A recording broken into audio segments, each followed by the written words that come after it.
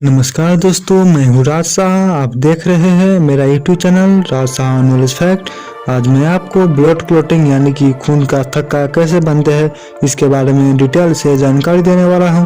तो चलिए दोस्तों, वीडियो को शुरू करते हैं। हम आपको ब्लड क्लॉटिंग यानी कि ब्लड के थक्का बनने के बारे में बताने जा रहे हैं। देखिए, जब कहीं कट जाता है तो आप देखे होंगे कि वहाँ से ब्लड निकलने लगता है और कुछ देर के बाद ब्लड जम जाता है। 2 से 3 दिन बाद देखिएगा तो वहाँ एक पपड़ी सा जम जाता है रेड कलर का। उसी को हम कहते हैं रक्त का थक्का बनना। अगर ये थक्का नहीं बनेगा तो ब्लड निकलता ही जाएगा, रुकेगा ही नहीं, जिससे व्यक्ति की मौत हो जाएगी। तो इसी को कटने के बाद खून जम जाना रक्त का थक्का कहलाता है। समझ में आ गया आपको? इस वीडियो में रक्त का थक्का कैसे बनते हैं हम बताएंगे। आप इतना जानते हैं विटामिन के वजह से जानता है। ये बच्चा वाला चीज है विटामिन के। समझें यहाँ ध्यान से। ब्लड का थक्का 4 स्टेप में बनता है। ब्लड जमने की क्रिया को हम लोग कैस्केडिंग प्रोसेस कहते हैं। कैस्केडिंग प्रोसेस क्या होता है? ब्लड का जमने का क्रिया कैस्केडिंग कहलाती है। Clotting of blood is known as cascading. It take 4 minutes approx. 4 minute का यह समय लेता है ब्लड को जम जाने में। कहीं भी कट जाएगा तो आप देखिएगा कि लोग दबा देता है, 5 से 10 मिनट दबा कर रखता है कि खून का थक्का बन जाए, फिर छोड़ देता है, ब्लड आपका रुक जाता है। तो इसे ही कैस्केडिंग प्रोसेस कहलाता है। इसका 4 स्टेप होता है। सबसे पहले जो होता है थ्रोम्बोसाइट। प्लेटलेट्स को ही थ्रोम्बोसाइट कहते हैं। डेंगू में यही प्रभावित हो जाता है। थ्रोम्बोसाइट क्या करता है? जैसे कहीं कट जाता है तो ब्लड में तो ही रहा है थ्रोम्बोसाइट, प्लेटलेट्स घूम रहा है, WC भी घूम रहा है, RBC भी घूम रहा है, प्लाज्मा भी घूम रहा है, सब कुछ घूम रहा है। लेकिन जो मेन फंक्शन यहाँ है थ्रोम्बोसाइट का। थ्रोम्बोसाइट यानी कि प्लेटलेट्स जैसे ही कट जाता है वो वायु के संपर्क में आ जाता है और वायु के संपर्क में आते वो बन जाता है थ्रोम्बोप्लास्टिन। थ्रोम्बोसाइट वायु के संपर्क में आते क्या बन जाता है? थ्रोम्बोप्लास्टिन। Step 1 complete. अब स्टेप 2 में चलते हैं। ये थ्रोम्बोप्लास्टिन शरीर के अंदर बैठे हुए कैल्शियम से जाकर मिल जाता है। उसके बाद थ्रोम्बोप्लास्टिन और कैल्शियम मिलके थ्रोम्बिन नामक तत्व जो हमारे शरीर में होता है उसे जागृत कर देता है। जैसे ही इसे थ्रोम्बोप्लास्टिन और कैल्शियम एक्टिव कर देता है तो उसे हम कहते हैं थ्रोम्बिन। जब इनएक्टिव है तो प्रोथ्रोम्बिन और जैसे ही एक्टिव हो जाएगा तो थ्रोम्बिन। थ्रोम्बिन को इंफॉर्मेशन दिया गया है कि जैसे ही तुम्हें कोई उठाए तो तुम समझ जाना कहीं कट गया है।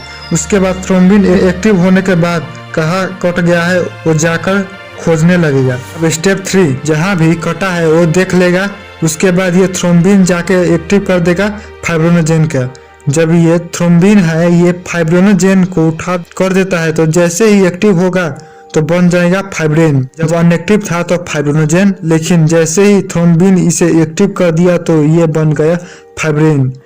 ये जो फाइब्रिन होता है जाली के समान होता है। जब जहाँ कटा है वहाँ एक जाली के समान आगे फाइब्रिन लग जाएगा। उस जाली के पीछे से ब्लड निकलेगा, उसमें WBC RBC प्लेटलेट्स फंस जाएगा। तो जैसे ही फाइब्रिन जाली के समान आकृति बना देता है तो रुधिराणु है यानी कि कार्पल्स है, चाहे वो WBC हो, RBC हो या प्लेटलेट्स हो, वो फंस जाएगा। और जब फंस जाएगा तो जो तरल पदार्थ है प्लाज्मा वो नहीं निकल पाएगा, वो वहीं फंस के वहीं रुक जाएगा। ये प्लाज्मा निकल नहीं पाएगा, ये WBC RBC प्लेटलेट्स सब सूख जाएगा, जिसे हम कहते हैं पपड़ी जम गया है। उसी के नीचे एक चमड़ा बन जाता है। पपड़ी को नोच दीजिएगा, कोई दिक्कत नहीं है। पता चला कटा है, घंटा बाद नोच दिया, फिर ब्लड आने लगेगा। जैसे एक नाली है, उस नाली में अटका के 4 ठो छड़ डाल दीजिएगा तो क्या होगा? जितना कूड़ा होगा पीछे से आके फंस जाएगा, पानी निकलना बंद हो जाएगा। तो ये फाइब्रिन बहुत मदद करता है। ये फाइब्रिन आके ऊपर से चिपक जाता है और ब्लड निकलना बंद हो जाता है। इसी ब्लड को जम जाने को हम क्या कहते हैं? खून का थक्का जम जाना, जिसे पपड़ी कहते हैं। ब्लड जमने का कितने स्टेप था? स्टेप 4। सबसे पहला स्टेप क्या था कि जो हमारे ब्लड का कौन सा भाग लिया था? प्लेटलेट्स यानी कि थ्रोम्बोसाइट। जैसे कटा थ्रोम्बोसाइट वायु के संपर्क में आ गया, वो बन गया थ्रोम्बोप्लास्टिन। ये थ्रोम्बोप्लास्टिन कैल्शियम के साथ दोस्ती करके प्रोथ्रोम्बिन को एक्टिव कर दिया तो प्रोथ्रोम्बिन का बन गया थ्रोम्बिन। स्टेप 3, ये थ्रोम्बिन फाइब्रिनोजेन को एक्टिव कर दिया तो ये फाइब्रिनोजेन क्या बन गया? फाइब्रिन। कहेगा फाइब्रिन के आकृति कैसे होती है? तो जाली नुमा आकृति होती है। इसमें क्या जम जाता है, तो ब्लड कॉर्पस जम जाता है। ब्लड क्या हो जाता है, थक्का बन जाता है। तो ब्लड को थक्का होने में कहाँ गया विटामिन के, तो देखिए ये सारी प्रोसेस को होने में विटामिन के बहुत बड़ा महत्वपूर्ण भूमिका निभाता है। विटामिन के जो होता है वो सारी क्रिया को जल्दी जल्दी करता है। तो ये अलग से क्वेश्चन पूछ देगा कि ब्लड क्लॉटिंग में कौन सा तत्व मदद करता है, तो विटामिन के। चलिए हम आपको समझा देते हैं कि ब्लड क्लॉटिंग के और कौन से भाग होते हैं। ब्लड क्लॉटिंग का हम एक समरी समझते हैं, शॉर्टकट में क्या होता है उतना तो हम आपको 4 स्टेप समझा दी, उसी में से हम एक समरी निकाल के बताते हैं। कहेगा ब्लड का जमने में कौन सा तत्व मदद करता है, तो थ्रोम्बोसाइट यानी कि प्लेटलेट्स ने मदद किया था।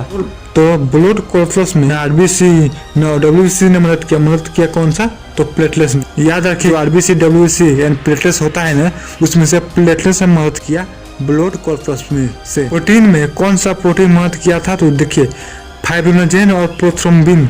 फाइब्रिनोजेन बन गया था फाइब्रिन और प्रोथ्रोम्बिन बन गया था थ्रोम्बिन, यानी ये दोनों प्रोटीन है जो मदद किया था। अब कौन सा तत्व यानी कि धातु मदद किया था, याद कीजिए कैल्शियम और विटामिन का ही था विटामिन के। अब ब्लड क्लॉटिंग का एक निगेटिव इफेक्ट है, ब्लड शरीर के अंदर ही क्लॉट कर गया, अगर शरीर के नस में ही जम गया तो वो नस फटने लगेगा, पीछे से प्रेशर मारेगा ब्लड के। हमारा ब्लड प्रेशर कितना होता है, 120/80, यानी कि 120 जाने का और 80 आने का, और वही रास्ते में जम गया अगर तो मार के फाड़ देगा उसको। अगर रास्ते में ब्लड जम गया तो फाड़ देगा नस, तो नस फट जाने का हम कहते हैं हेमरेज। तो हेमरेज के लिए कौन सा जिम्मेदार होता है, तो विटामिन के। अगर जमा दिया विटामिन के तो हेमरेज हो जाएगा, और ये अक्सर ब्रेन में ही होता है, क्योंकि ब्रेन की जो नसें होता है बहुत पतली होती है, उसमें खुद ही जगह नहीं होता है, और उसमें जाके वो क्या होता है, बैठ जाता है। तो हेमरेज हो सकता है। तो शरीर के अंदर ब्लड जमना मौत को खुले चुनौती देना है। अगर जम गया ब्रेन में तो मर जाएंगे। ब्लड शरीर के अंदर नहीं जमना चाहिए, समझ में आ गया आपको। इसीलिए शरीर के अंदर एक एंटी क्लॉटिंग एजेंट बैठा है, जिसे कहते हैं हम हेपेरिन। यह हेपेरिन खून को जमाने नहीं देता है, तो एंटी क्लॉटिंग क्या हो गया, हेपेरिन। अब समस्या समझिए कि शरीर के अंदर जमना नहीं चाहिए, और कट जाए तो तुरंत जमना चाहिए, बहुत बड़ा दुविधा है।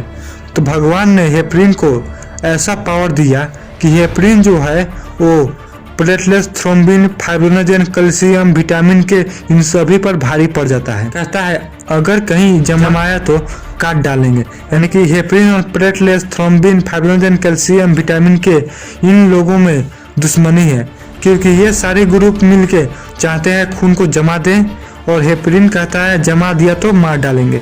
लेकिन इस हेपेरिन के साथ एक बहुत बड़ा प्रॉब्लम है, अगर इस हेपेरिन को हवा लग जाएगा तो हेपेरिन मर जाएगा। अब एक बात बताइए, प्लेटलेट्स, थ्रोम्बिन, फाइब्रिनोजेन, कैल्शियम और विटामिन के मिल के चाहते थे कि खून को जमा दे, लेकिन हेपेरिन कहते थे जमा दिया तो मार डालेंगे। जैसे मान लीजिए ये हमारे बॉडी है, इस बॉडी के खून के अंदर हवा जाने का कोई रास्ता थोड़ी है, हवा नहीं जाएगा तो हेपेरिन जिंदा रहेगा, तो खून को जमने नहीं देगा, हमारा बॉडी सुरक्षित रहेगा। जैसे कटा तो वहाँ हवा लग जाएगा, तो वहाँ का हेपेरिन मर जाएगा। क्लॉटिंग एजेंट जो ये था platelets, thrombin, fibrinogen, calcium, vitamin के, ये सब मिलके खून को जमा देता है। तो कितना बढ़िया इन लोगों के बीच कॉम्बिनेशन है।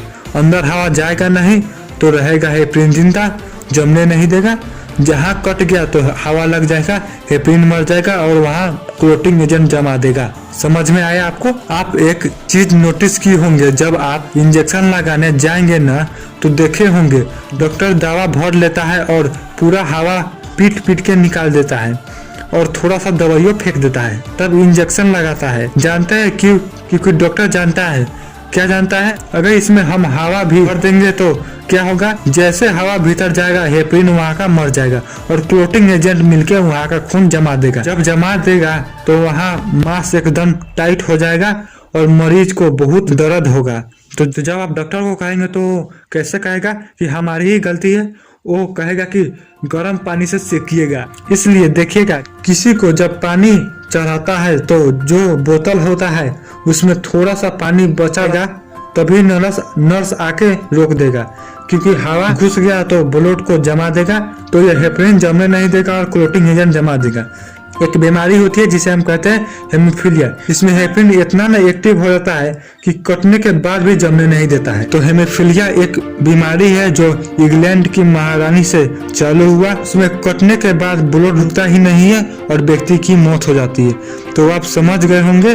अब एक और बात सुनिए, फाइब्रिनोजेन प्रोथ्रोम्बिन जमाता है और हेपेरिन जमने नहीं देता है, लेकिन दोनों का निर्माण लीवर ही करता है। कितनी कमाल का बात है ना।